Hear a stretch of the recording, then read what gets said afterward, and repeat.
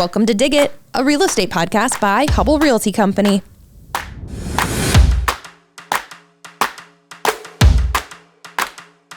As someone who grew up in a town of less than 400 people, I want to see our rural communities thrive, not just survive. Welcome to Dig It, a real estate podcast by Hubble Realty Company. We are back in the Amplified Des Moines studios. I am your host, and we're switching things up. We are, instead of long episodes, we're going to bring you a couple of short episodes that you can listen to back to back all at once, or just as you drive in or go to and from places in your day. So what we're talking about in this week's series, the current state of housing in rural Iowa, the opportunities to grow and expand that home ownership, and why community-led development really matters. We're going to have Director of Operations of Origin Homes, Matt Daniels, join us. He is going to tell us a little bit about the Build on Your Land, the custom rural arm of his custom home building operations. But we're really going to dive into workforce housing and how some of those initiatives in the rural housing sector are making a big difference for Origin Homes and towns throughout Iowa. We're also joined by Bill Menner, the Executive Director of the Iowa Rural Development Council, and he has a big picture impact of how rural Iowa is truly thriving, but some of the things that those cities and leaders can do to make sure we continue to move in the right direction.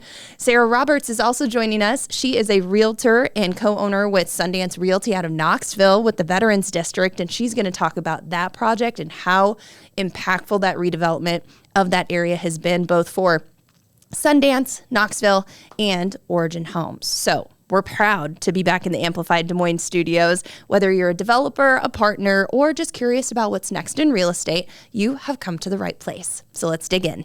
All right, joining us now, we have Bill Menner, Iowa Rural Development Council's Executive Director, has been in economic development for 20 plus years. More than that?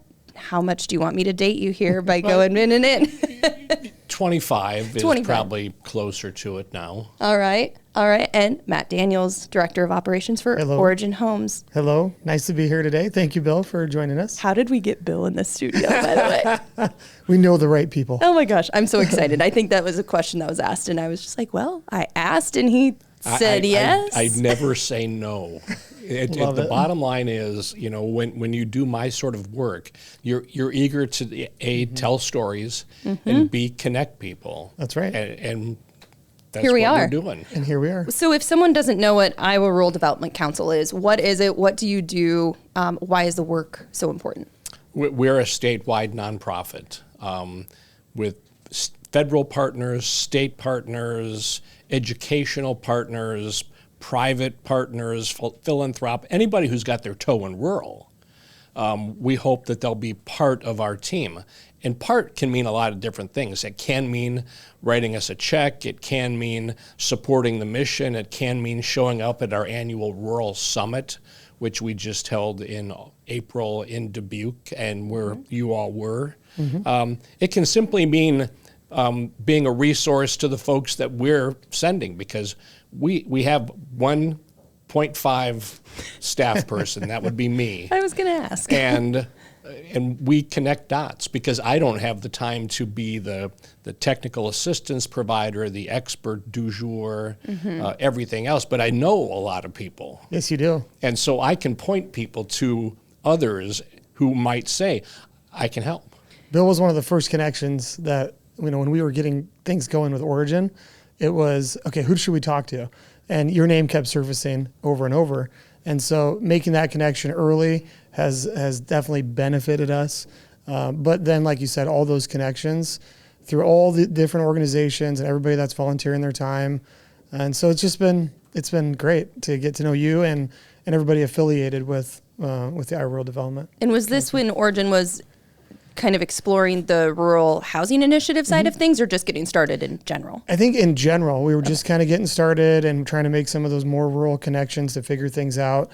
And then as we got a little bit more ingrained into some of the workforce housing, attainable housing, that kind of thing, it started to take off a little bit more from there. But very early on, just trying to get, you know, a presence in rural Iowa so people kind of knew what our mission was from day one. So, and when we talk about lifting up and promoting vitality in small towns, we talk about a lot of things, but oftentimes housing is near the top of the list.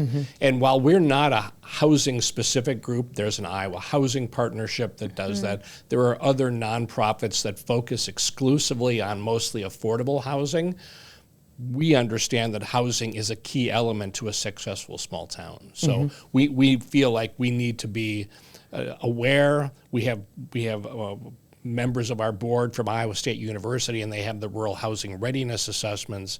There are all sorts of components there. We have IEDA at the table and IFA and the folks that should be there, but we're sort of, I like to call myself a glorified dot connector. I love that. I think that's the best job title anyone could have. And I know I'm going to preface this discussion with we could have Bill on for an hour or 2 hours, but I'm going to try and rein you guys into good luck. Focus. I pull back on the reins. I will. All right, you go for it. But from a statewide lens, I really do want to talk housing and how many players do have to be part of the game in order to make it all work. You kind of said, you alluded to Iowa State's rural readiness assessment. That's something that Origin relies really heavily on when looking at all of these communities. You'll see it on our website. You'll see building in your community. That's one of the boxes that we like to check. If we can get something that is in line with that rural housing readiness assessment, comprehensive plans, all of those things kind of help us when we're mapping out some of those communities that we're targeting and where we want to go. So that's a huge piece of our puzzle. If you're in a really small town too. Define really small, Bill. Under 5,000. Okay. There are different levels, different capacity levels based on your population. A lot of very small towns have a city clerk who runs the show. They don't have an economic developer. They don't have a planning director. They might have a public service director, but in a lot of small towns, it's the city clerk that runs the show. And that's why having, for example, that first step, dipping your toe in with a rural housing readiness assessment, you can start exploring where there are opportunities like infill lots, easy first steps, maybe even starting with basic rehab. But that's an initial way to get started. I find one of the biggest challenges is how do you build the knowledge base for small town mayors, clerks, those towns that do have development directors, housing directors. How do you build their capacity so that they understand what it means and what it takes to make housing happen? Well, I like the point you brought up, though. It can be an infill lot here or there, that's taking down a derelict property or something like that. It doesn't have to be, say, a full-scale development with, a ton of lots that are prepped and ready, but they do somewhat have to be build ready. Yeah, shovel ready. Obviously, people have heard me say that before. Well, you say it all the time. Having the infrastructure, having the streets in place. But the reality is, when you're looking at the housing piece, there isn't going to be one singular fix. It's all different levels, whether those are rentals, whether those are infill, whether it's single family, whether it's townhomes. And so we're a piece of that puzzle as well. And we found that the communities that are rowing in that direction from the very beginning on those initial conversations are typically the ones that are going to have the most success. Yeah. Well, and how is it, sorry, Bill, No, how has it been, because it's just single family. So I think that's something too, where you get asked the question a lot, okay, would you also do duplex? Would you also do we get asked to do a lot of things, from a barn dominium to a duplex to a townhome to tiny houses. But being a custom home builder at the forefront there is key, because it gives us the versatility to go into a lot of these small communities. And if we need to change that layout or change that footprint, if it's a pocket neighborhood that maybe the buildable areas are a little bit smaller, we can adapt rather quickly on the fly and have those meetings with the city administrator or the economic development team and say, okay, we know you need housing. We've established that, but let's dive into that a little deeper. What kind of housing? What's the square footages we're looking for? Bedrooms, bathrooms, garages, amenities. What are you hearing from some of the people in your town that are looking for housing, and what kind of housing? Because affordability means different things to different people, right? Truly. It's a plug that I could put on a T-shirt, and Maybe so we will. Yeah, and it's important to be able to be versatile in those conversations. You and I got to spend some time together in the city of Conrad, up on the Grundy-Marshall County line. Yep. And that's a town of about 1,100 Yep. with a really active city clerk, city administrator. And she's the one, and they're also a Main Street community. Yeah. So they have a level of capacity that a lot of really small towns don't, because they've got active folks that are also showing up at the Rural Summit, showing up at Main Street, Iowa, working with IEDA and IFA and having a comfort level with that. So Conrad is and you're doing different things in Conrad, but other builders are there too because they have lots of different needs. Yeah, they have a great development over there and room for growth, which is also very important for when we're looking at our communities. And we'll give a shout out to Lori. She does a great job. And she came to the summit. She approached us at our booth, and we started talking. And next thing you know, we're a year and a half later, we're in Conrad with 5 completed homes, all sold before completion, basically. Yeah. And then just looking for additional opportunities in Conrad moving forward. So sometimes it just takes that. Hey, should I go to this event? What am I going to gain from it? What am I not? And just taking that chance and attending and then going and having those conversations. And saying yes all the time. And saying yes. Yeah. What role do you guys see the public-private partnerships playing? I mean, you're heading there anyway, but what do those partnerships look like and how do they benefit these smaller towns? I think it depends on the town. Yeah. What existing relationships are there? How open is the city, for example, to creating new partnerships or working collaboratively, or maybe they're thinking more countywide, or even maybe the COG is involved. Yep. I really think it's different. There's the saying, if you've seen one small town, you've seen one small town. Yeah, I think there's a hook true. to that right here as well, and that is that the way you approach your housing needs is going to be different every single place. I'll have a mayor come up to me who will say, we have housing needs, we need a new subdivision. And my initial response will be, how do you know? Right. Well, we need more housing. Well, and then I'll ask that next question, which is, what's your existing housing, stock like? What's your multifamily stock? Do you have any senior living opportunities? Try to get a broader sense, because it's easy to say, let's go out into green space and put down all the infrastructure and do a new PUD, when you could be really thinking more strategically and working more closely with whether it's a developer, whether it's local builders, whether it's your COG or your county housing trust fund. And there's all sorts of resources out there, but if you're just dipping your toe in for the first time, you need somebody to help you, navigate. And you're a great resource. You and Lori hit it off right away in Conrad. COGS, Region 12 in Carroll has sort of the gold standard for housing development. Well, I'm continuing this. What's COGS for those listening or watching who maybe you guys and these acronyms, because between you and the developers in my world, councils of government. There we go. Or regional planning commissions. They are quasi-governmental partnerships of multiple counties, and I want to say there's 16 of them in the state, and they all have funny names. But Region 12 is in Carroll and has about 6 counties around it that it serves. Got it. Well, where do you guys see the greatest opportunity right now when you're looking at trying to expand those home buying options in smaller communities? I know you've got, like you had mentioned, different floor plans for different lots, whether those are infill or new development. What you're doing in Conrad is very different than what you're doing in Jefferson, but both have been seemingly successful. So I guess that's question is just for both of you, just biggest opportunity. That kind of goes back to just staying versatile. And so when we did infill lots in Jefferson, that was something new that we tried and had success with it. And so we will expand that. We'll look into doing more of that. It goes hand in hand with, when you're updating your downtown or trying to find, maybe there's an area for development, but in the meantime, where are the areas for improvement on something like infill. For me, the opportunity is finding, we see custom potential clients coming in, right?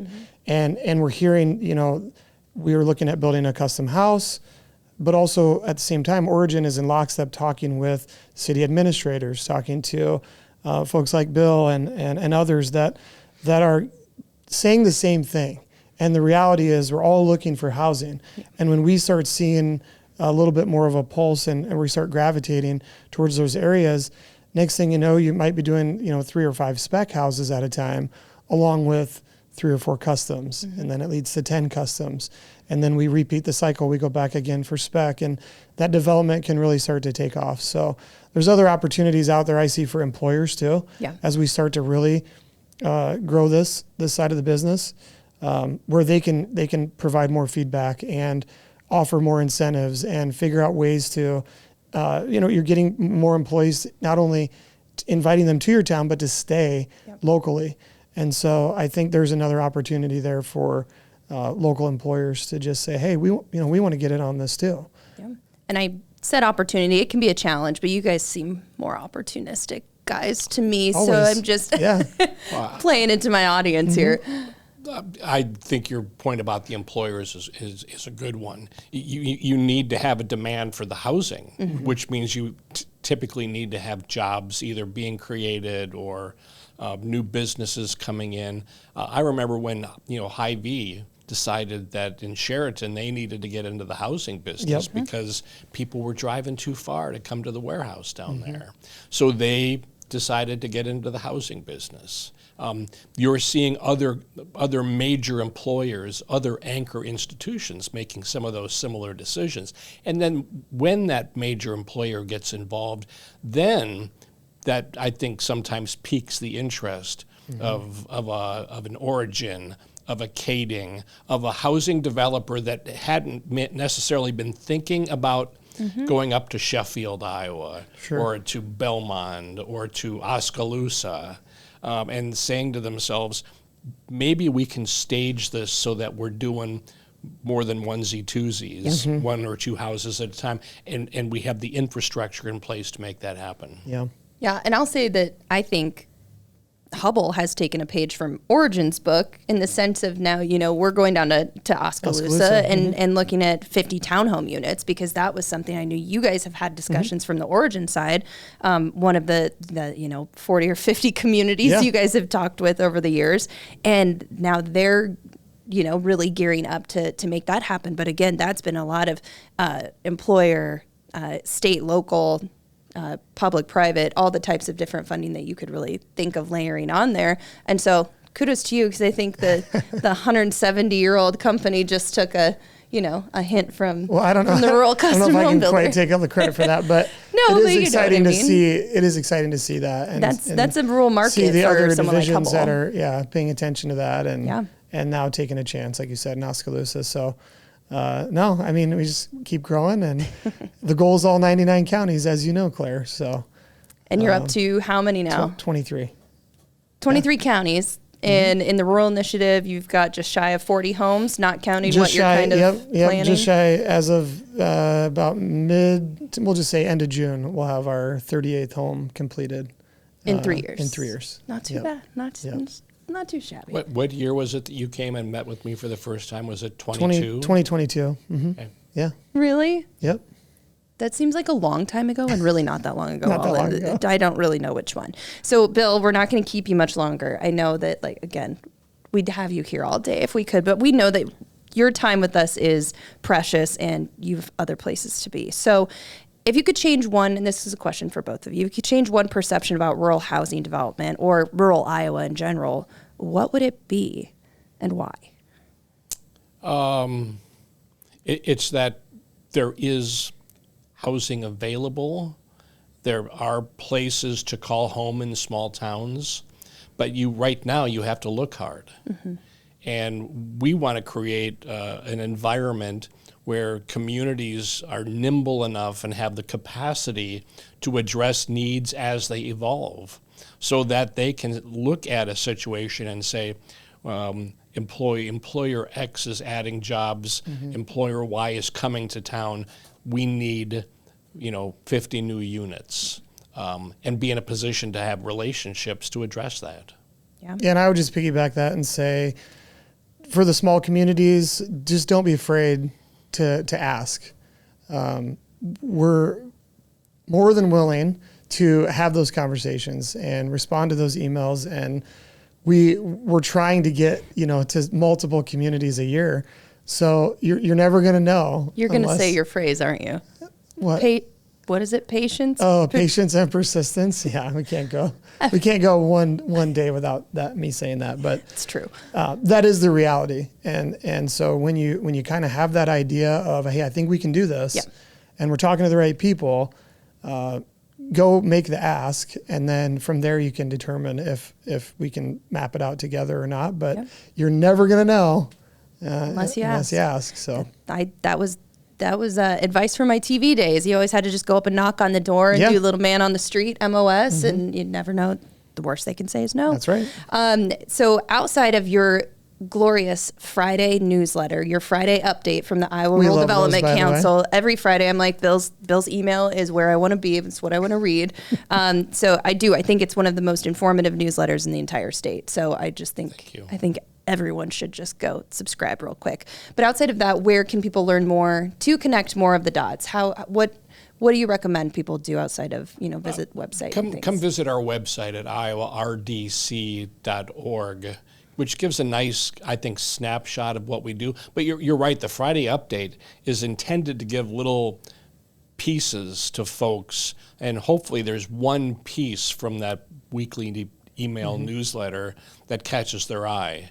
And it's funny how many times people will say, if I had not seen this little nugget in the Friday update, we might not have gotten $1 million from Congress. So, but I would say game-changing. Just Google the Rural Development Council and drop me an email and become part of the team. Connect some more dots. There you go. Any upcoming events that we should know about in the future? If not, we can always drop links in our show notes too that people can go in and click. We have a joint meeting. We meet twice a year with Empower Rural Iowa, the Governor's Rural Task Force.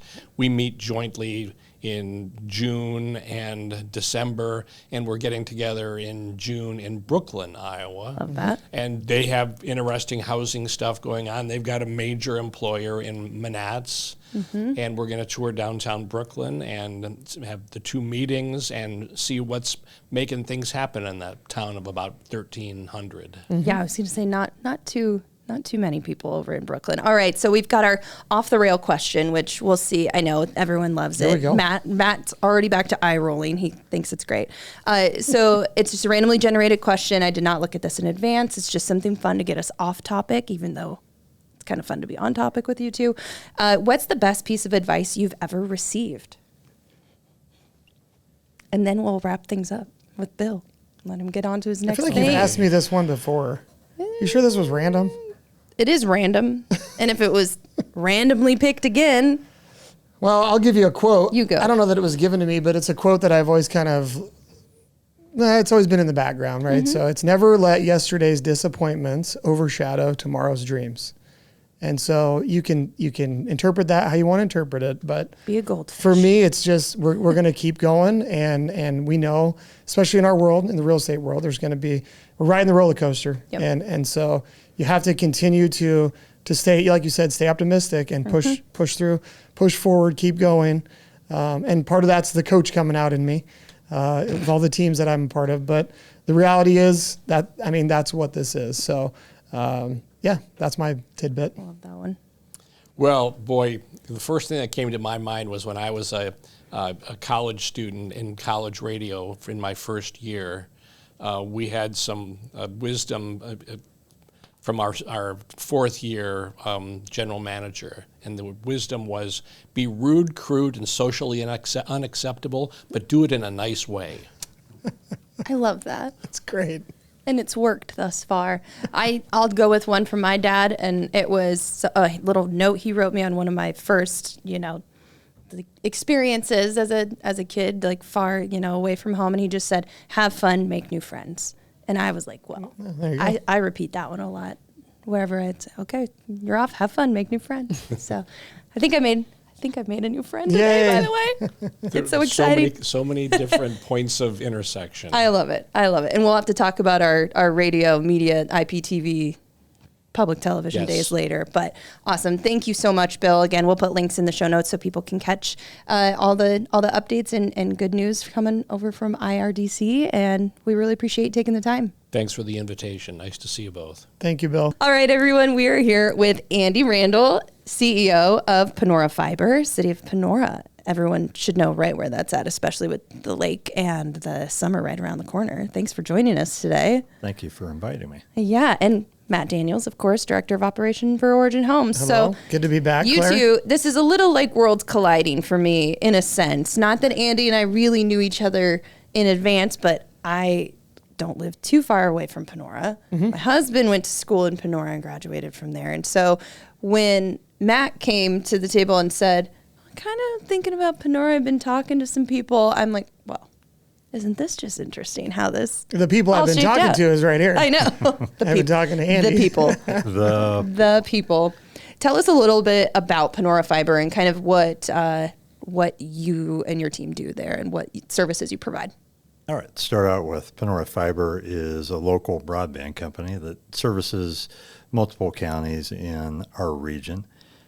We've been in Panora actually since 1919, so you can do the math and figure out that's 100 plus years. I don't do math, but Hubble's 1856, so that's all I got. A long time. A long right? time. 1919. So we like to think we know what we do and we know who we serve. And our company has evolved, obviously, since 1919, from the barbed wire that was used to transmit a voice line back in the day, Right. to now fiber optic cable that we talk a little bit about voice, but in reality, it's broadband, as I introduced myself as a broadband company. Yeah. And we feel it's crucial. I think customers, once they have the service, understand the difference between fiber and other types of high-speed internet connections. Oh, I just got fiber last year because I'm rural, and I love it. I love everything about it. It's so nice. Right. I'm never going back. And back in the day, we've been deploying fiber since the early 2000s. Just well ahead of a lot of Correct. You're places. spot on with what I was going to say, because I have family and friends in larger metropolitan cities and say, you're not, there's no way that you can have better service than we do. Yeah. And how does that work? And yes, we do. Correct. Well, how did you start looking at Panora? What was the conversation like between you two as you both smile? Because you two in the same room, I feel like it. Well, you've heard me say it a million times, the patience and persistence thing. And so Yeah. we, I think, exchanged a couple emails a year ago or so. It was about a year ago. Maybe more maybe like more? 3. No, really? Okay, maybe it was 3. I don't think it was that far. I had to go back and look. He's really patient, Matt. But the reality is, I think we really connected the dots through Bruce, the Iowa Area Development Group. Is that right? Yep. Yeah. And so, we had some conversations. We were able to drive through Panora, check out the lots, see what's going on, and continue the conversations to where we got to the table last year and made the determination that this was a community that was checking all the boxes. Yeah. Again, similar drive, to some of our other communities from the metro, so not too far, but obviously an obvious need for housing in the community, and great local amenities, with the lake there and the trails nearby, the school, great employer, options. So for us, it checked all the boxes, and as you know, when I say the shovel-ready lots, they were ready to go. They were ready to go. Well, how did Dreammakers come about? I mean, how did that really get the momentum, and how did they get to that build ready? Okay, so I'm going to hold that question for just a second and add on Love this. to Matt's comments there. He mentioned Iowa Area Development Group, and we've worked intimately with them for years prior to me, and I've been in Panora since 1995, so there was a relationship even built prior to me. And Matt mentioned Bruce's name. Bruce and I have had multiple conversations in the past about various things that Panora needed. Housing was one, and he mentioned the rural summit that we have attended in the past, and he goes, "There's this guy." And he goes, "This guy named Matt." This guy. Let me reach out to Matt and drop your name and drop your community. And I really do think it was 3+ years ago that initial conversation come. And Matt, Origin Homes was just super busy trying to find their way, right? Mm-hmm. And we let it set for a little while. I think Matt did exchange an email or two. We did back and forth. And then finally, talking to Bruce again, I said, is there a chance? And because here's why. Because Origin has been in several communities that I have acquaintances in. Knoxville, Manning, the latest one that before they came to Panora, or not the latest, but was Gallery, mm-hmm. and then 20-some miles to our north in Jefferson. Mm-hmm. So they were getting closer each time, but I could talk to people in Gallery, and the things I wanted to know is, what kind of partners are they for your community? Do we want them or do we not? And every community I talked to had positive things to say about Origin Homes. And to me, the last thing I want to do is bring in something that creates trouble. Right. And I was not finding anything in Origin's history to show me that I'm going to cause havoc within our community. Yeah. So to me, that's I'm a goal personality. I want everybody to get along. That's not always feasible, as we know, but it's a good goal to have. Yeah. So now let's talk about. I'll shift to Dreammakers. Okay, tell us about Dreammakers and kind of what. Thank you for that plug, by the way. That was really nice. I think we should hug now. Maybe after. We'll keep the cameras rolling. But Dreammakers, so kind of how that development came about and got build ready, to meet those standards. Dreammakers was a hayfield for years. And the road Literally. that it's on did not exist. And I have a very, very progressive board of directors, and we've met them. Yes. One of the beauties Great people. of where we're at, and they can see needs. Mm-hmm. And we have this piece of hay ground that's just sitting there, really doing nothing for our community. Yeah. And residential isn't usually our gig. Typically, we built a business park and kind of focus on small business. Mm-hmm. But we look at needs, and you talk about studies that have been done. And Panora had several studies put together, and it's the chicken or the egg, right? Do you mm-hmm. need housing before you get jobs, or vice versa? Yeah. And we finally just put our foot to the pedal. We worked. You hear of public-private partnerships, right? Yeah. Sometimes those are just words. We put them into action. So we built a street with the help of the school district mm-hmm. and with the help of the city of Panora. Public-private partnership at its best. Created a TIF district that one of the keys to TIF, tax increment financing, mm-hmm. that's an acronym for you. Yep, another acronym. Another one on the day. One of the things you need to have is houses on these properties generating property tax revenues. Right. So we continued to look, and sometimes the stars just have to align, and the timing was right for Origin Homes. And the beauty is in that development. There's 18 lots, 2 of them. A spec home was built, mm-hmm. and just a general home was built. Yep. And then we come along with the opportunity for 5 more. And the more eyeballs you get on properties, the more interest there is. And since mm-hmm. then, since Origin Home has put 5 homes up, we've sold another lot.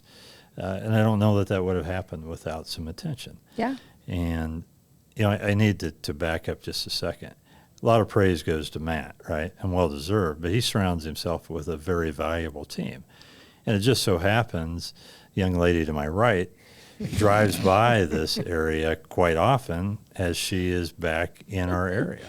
And I don't think that hurt anything for her to visually be able to show Origin Homes, the progress that's been made, these shovel-ready lots, as Matt speaks about, where they can pull in and start building.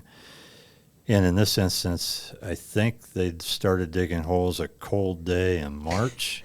It's very cold. And we're just past Memorial Day, and he has, I think he's going to talk about 2 houses sold to be done early June. So two houses sold. I was gonna say, tell us about it a little bit. Yeah, we're gonna lock in those closing dates here very soon, depending on when this airs. But we have 3 left, so it's a combination, right, of 3-bedroom, 4-bedroom, depending on which floor plan you pick. We've got 1 house, I believe, that has the 3-car garage, and the other 2 that are still available have the 2-car garage. But it's a great neighborhood, great street. Obviously, it's near the school, not far from the lake. And anybody that goes by there is going to see the opportunity, whether it's a new family looking for their first house, whether it's somebody retiring, moving back into town, or maybe moving off the farm. They're priced in a certain way to capture a very large demographic and a large audience. So to your point, that's awesome that you were able to sell another lot. And hopefully there's opportunity for us to build more in the future, or a custom that comes along, from that. So True. I don't know if now's the time to throw my plug in for the upcoming open house or not. Oh, absolutely. I mean, I think so. We'll have an event, obviously, this summer. Well, I think it's important to have kind of like an open house, a grand opening in these communities. Because again, in a community like Panora, maybe someone hasn't traveled all the way to Manning or to Jefferson, and we haven't had the opportunity to build a custom there yet. But it'll be a bigger event. We'll open up all 5 houses. We'll kind of station ourselves in the middle, and then invite everybody out, and you can tour the houses and take some pictures and really get a feel for the neighborhood. Obviously, location's key when you're buying a house. So I just like that your kids can hop on their bike and go right down the street to school. Right to school. That. I just think that the connections that this development has are a little bit. I mean, not completely unique, but it's unique in a town of that size. And that's why when we acquired the ground years ago, the daycare was not there. The elementary school was not there. Yeah. So, I'd love to take the credit, but the people before me, the management and the board of directors, had a vision. Didn't know exactly when this vision was going to come to fruition, but it just kind of fell into place. And again, it was about the partnerships that you can create. And, the various state agencies that we work with. We have a local development group called Midwest Partnership that handles a couple counties. Again, shout out Brenda. Yeah, exactly. You just surround yourself with smart people, and good things sometimes happen. Yeah, I think the other thing to touch on in Panora is the local trade partnerships that we've had. Yeah, for sure. I don't know if that was on your list or if I'm jumping ahead. No, but you're fine.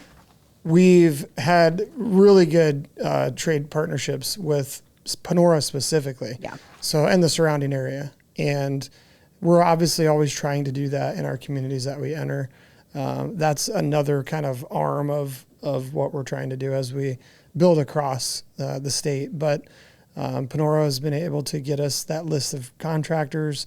We've been able to communicate and vet them out and establish those relationships that are going to extend even outside of the city of Panora for Origin. So absolutely. Done a great job there with a lot of local contractors, suppliers, vendors. And I think that's an important message too, as we are working our way across all 99 counties. And Matt, I think you would agree, that was a topic of conversation before you dug your first hole that we had countless times. Yep. Because when I was, I'll call it research, when I was researching Origin, I said, what do they do well? And that was one thing. They said they will attempt to work as much as they possibly can locally. Doesn't always come out that way, but they will at least try. Yeah. And I preached that to Matt up and down. I said, you got to give them a chance. I said, I'm going to brag on Panora, because I'm going to say Panora can be different than other communities. And if you don't give them a chance, you aren't going to know that. Right. And Matt held up his part of the deal. Yeah. And I think our community has been happy with be it cement, be it lumber, be it whatever, seeing Origin Homes there. So He tries to stay out of trouble, generally speaking. For the most part. For the most part. Well, No comment. I'm excited. I'm excited for the homes there just because, again, I think it's going to give people a really good option, like you said, whether they're downsizing, right-sizing, buying their first home. It just adds some options to the area. And so as these kind of wrap up this summer, what ripple effects do you think it's going to have on Panora? Because I know that, there's a new condo project out at the lake, right, with some like boat docks and other things. I was out there kind of looking at it the other day. So this is not the only big project going on in Panora or at the lake right now. correct. With Lake Panorama just outside our city limits, there's always activity, especially when it comes to housing. When people tear down houses that you and I couldn't imagine just to rebuild. Wild. It is amazing. You mentioned the condo project. I was just there this morning and talking with the developer on that. There are infill lots. Now, the development we have is 18 lots. Yeah.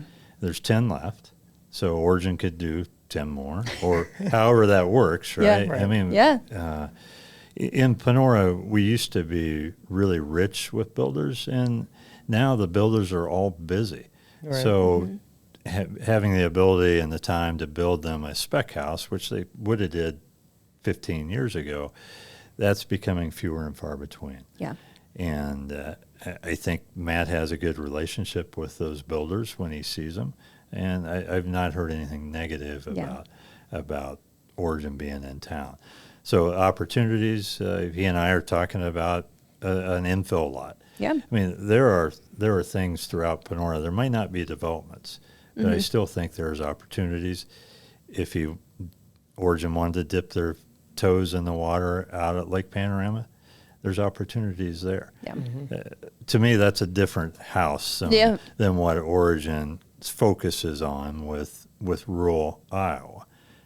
Doesn't mean they can't do it. Yeah. It's just different. I think I would say that's workforce, right? And then but on the custom side, I know you guys do have some stuff going up in like Okoboji and other lake areas. So yeah, it's just a difference of, I think that is an educational point for people of the fact that Origin does have kind of two branches to it.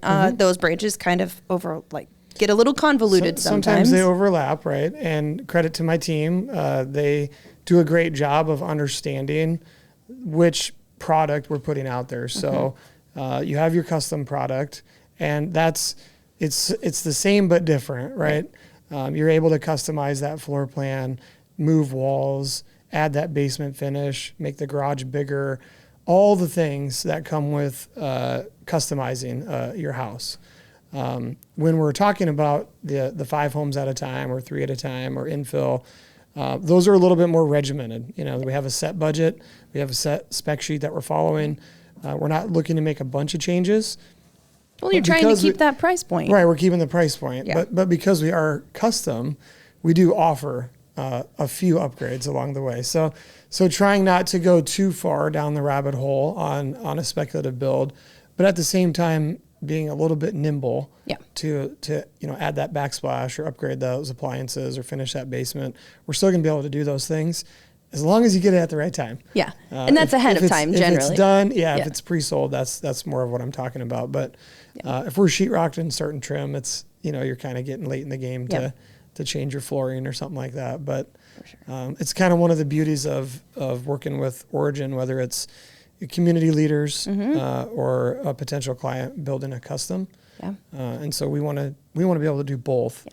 When we enter the communities. It's been fun to watch my worlds collide here a little bit in the sense of just watching, someone that I work with come into a town that I obviously hold dear, and it's really neat to see people kind of embrace that. And Matt, you probably remember that meeting we had with community people, and think about who was in that room.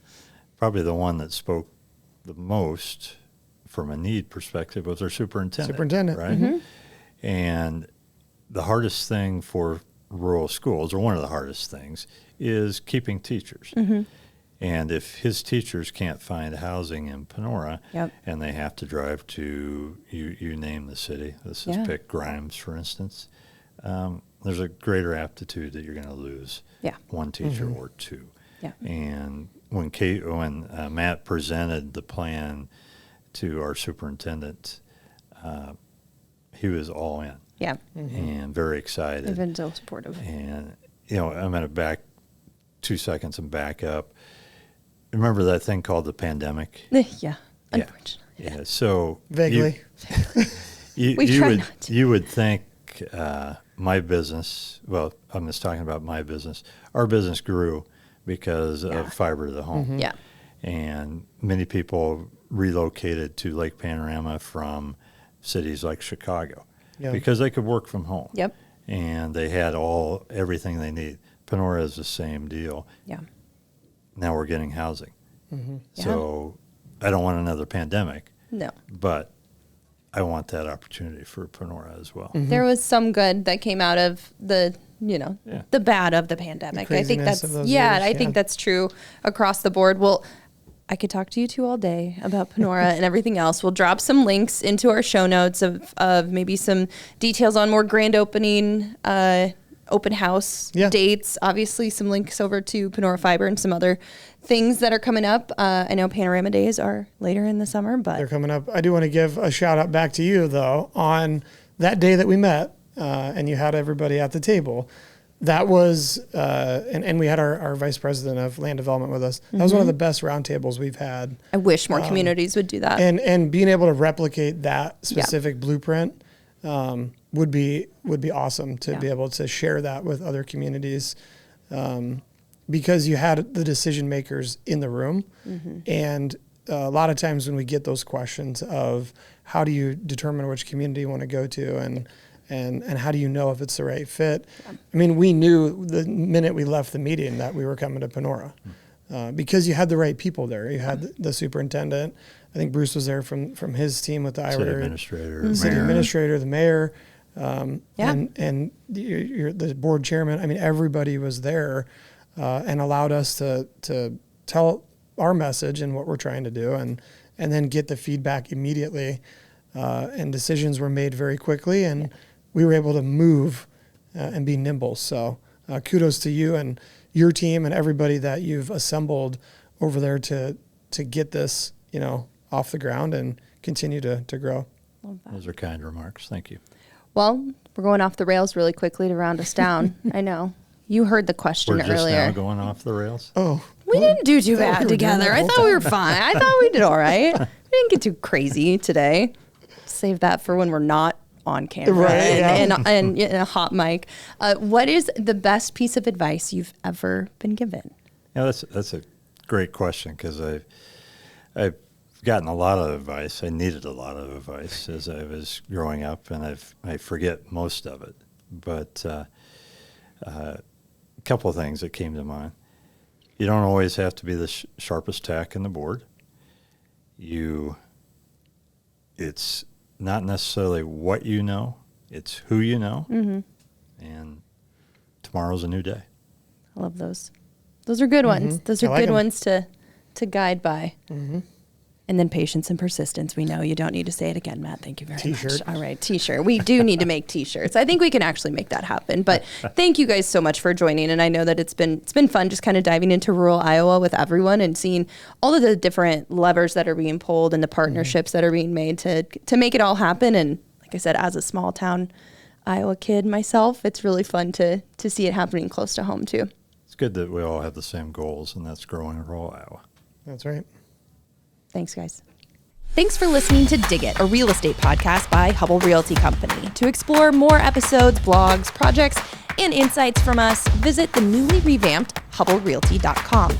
Dig It is an amplified Des Moines production brought to you by Hubble. 170 years of enriching quality of lives in our communities through construction, development, home building, and property management. Like, share, subscribe, follow, do all the things, and see you next time.